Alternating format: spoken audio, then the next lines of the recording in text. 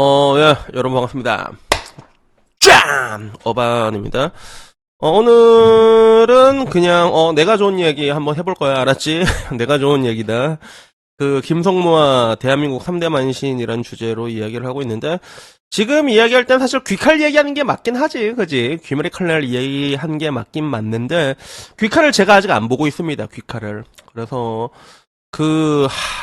내가 심파 되게 싫어하는 사람이거든. 근데 한국식 심파랑 일본식 심파가 좀 많이 달라. 조금 달라. 근데 귀칼은 이제 보면 알겠지만 아카자로 시작되는 일본식 심파가 도배가 돼 있어가지고 그걸 뻔히 아니까 내용이 들려오잖아. 그래서 인스타그램 보면 쇼츠 같은 게 돌아다녀. 기우랑 아카자 전투신 존나 잘 뽑았대. 존나 잘 뽑아서 전투신 겁나 잘 뽑았네라는 생각이 들지만 이제 그 뒤에 이제 아카자의 심파를 볼 자신이 없는 거야 내가. 그래서 아직은 안 보고 있는데 어쨌든 뭐 오늘은 귀칼 얘기는 아니고 대한민국 3대 만신 그리고 이 이야기의 중심을 김성모라는 사람, 만신이라고 할 수 있을란가? 3대 만신까지는 아니지만, 김성모를 중심으로 한번 이야기를 해보려고 합니다. 그래서, 우선은, 여러분들은 모르겠다. 지금의 웹툰 세대들은 잘 모르지. 그래서, 만신이라고 한다고 했을 때, 일본의 만신은 지금 뭐 다들 이제 오다이치로라고 하는데, 사실 내가 보기에 오다는 만신 아니야. 근데 공식적으로는 일본 3대 만신에 들어간다고 하더라고. 왜냐면, 우리 방에 타보탑이라고 닉네임 쓴 사람이 실제로 그림 쪽으로 그림을 그리는데 진짜 잘 그리거든, 그 사람이. 나름 유명한, 이름만 되면 유명한 웹툰 작가 밑에서 지금 이제 일을 하고 있는 걸로 알고 있어, 그 사람이. 뭐 조만간에 뭐 자기 말로는 독립하고 싶다고 얘기를 하는 건데, 근데 뭐 그 사람 얘기 들어보니까 일본 3대 만신에 오다가 들어간다고 하더라고. 그래서 대충 이제 만신이란 계보를 정리하면 일본 같은 경우는 무조건 들어가는 게 이제 데치카 오사무. 이렇게 말하면 모르지. 아톰이라고 얘기하면 알 거야. 아톰 그린 사람이고, 그리고 두 번째가 드래곤볼 도리야마 아키라가 들어가고, 3대가 이제 오다이치로가 3대 만신으로 꼽히는데, 그럼 대한민국에서 3대 만신은 누구냐라고 했을 때 여러분들의 지금의 웹툰 세대들 중에서는 뭐 만신이라고 부를 만큼 씹어먹은 사람이 없잖아. 그나마 이제 웹툰에서 가장 많이 씹어먹은 것들 업적으로 하게 된다면 나홀랩이 들어간 게 맞긴 하지, 그지? 나홀랩이 들어간 게 맞긴 맞는데, 근데 웹툰 이전의 세대로 이게 쭉 올라가게 되면, 대한민국 만에서 진짜 절대로 이게 딱 3대 만신을 꼽는다고 했을 때, 두 명이 빠질 수 없는 사람이 있다고 하면 난 첫 번째 그게 이연세라고 생각해, 이연세.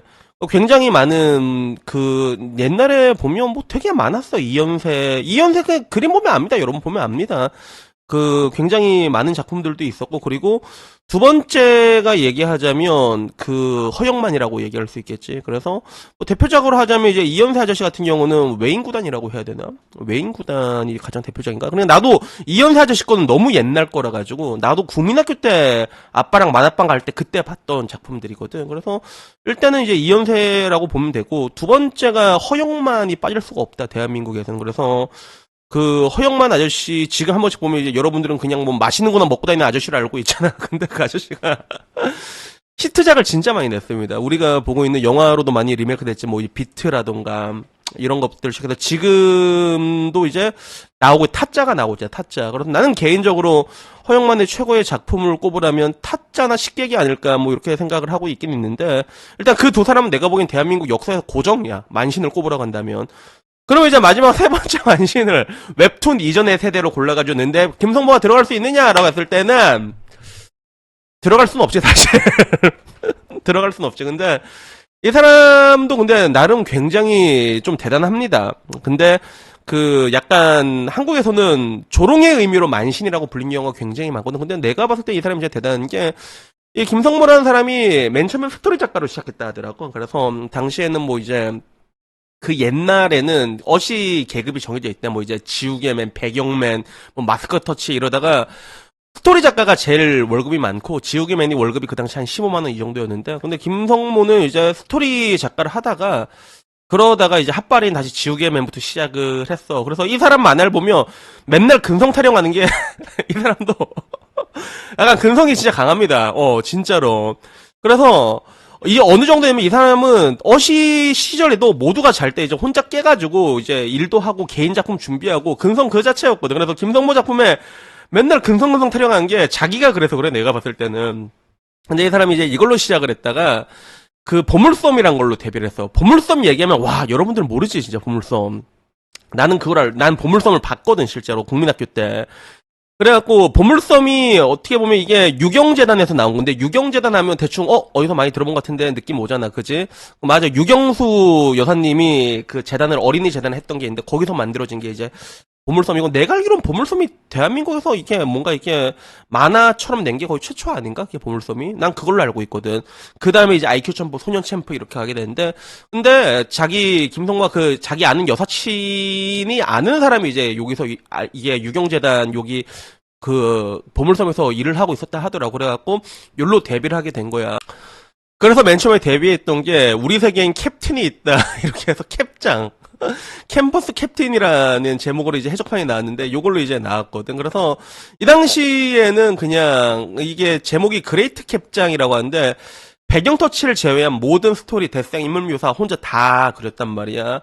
그래가지고 요때는 이제 약간 긴가민가 하다가 그러다가 IQ 점프로 가서 대박을 냈는데 그게 뭐였냐면 이제 마계대전이야. 마계대전. 그래서 내가 이때부터 마계대전 인기가 근데 진짜 많았거든 이게. 그래서 난 아직도 기억나는 게 제가 어렸을 때 용돈 전 모으면 IQ 점프를 샀고, 그리고 저희 형님이 소년 챔프를 샀어요. 그러면, IQ 점프에는 그 당시에 그 드래곤볼이 있었고, 소년 챔프에는 그 슬램덩크가 있었거든. 그래서 이게 교대로 이렇게 돌아가면서 보고 그랬는데, 근데 이 당시에 이 마계의 대전이 나왔던 게 이게 굉장히 센세이셔널 했어요, 이게.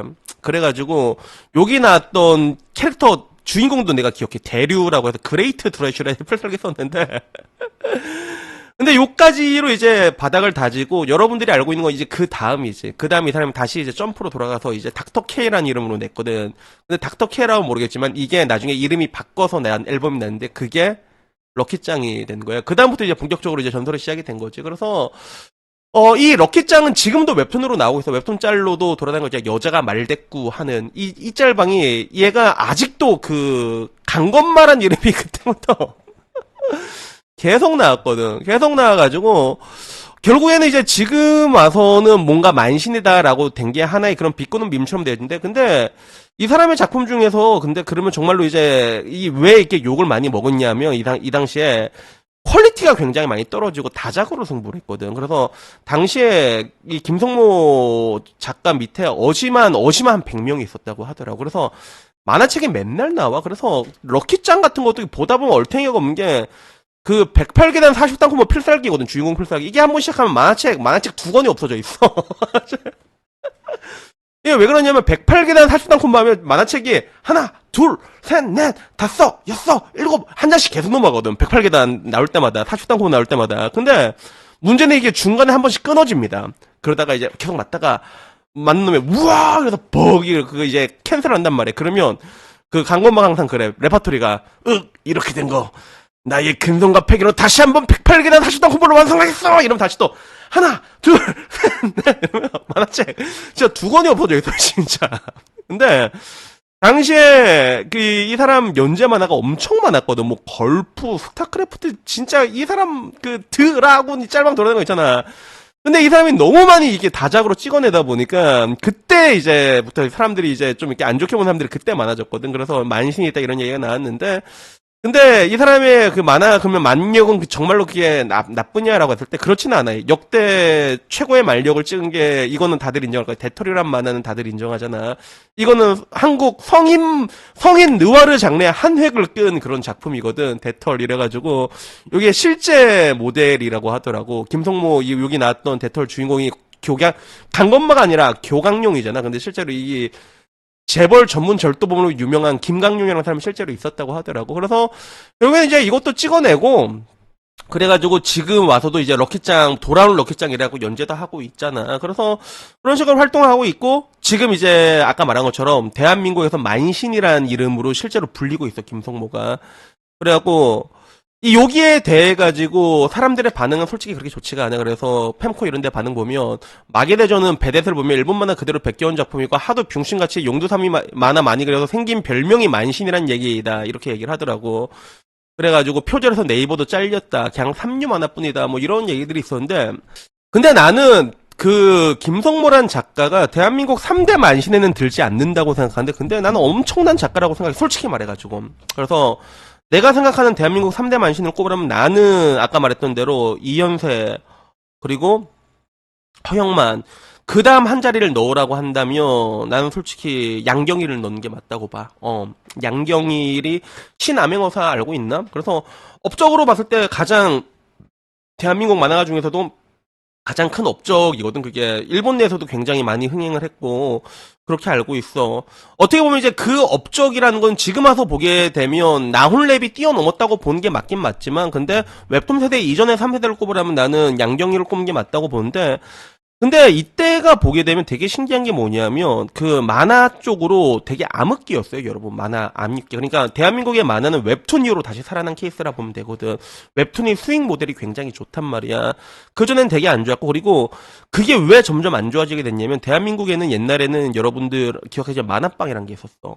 만화책을 사면 그걸 파는 게 아니라 일본 같은 거 보면 편의점 같은 데 만화책 팔잖아. 그게 아니라 300원, 200원씩 받고 만화책을 빌려주는 구조였거든.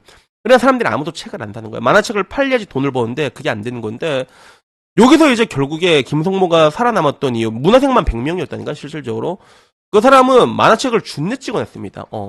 준내 찍어냈어. 그래서 당시에 뭐 판매 부수로 딸 때 한 1만 부 몇만 부였더라.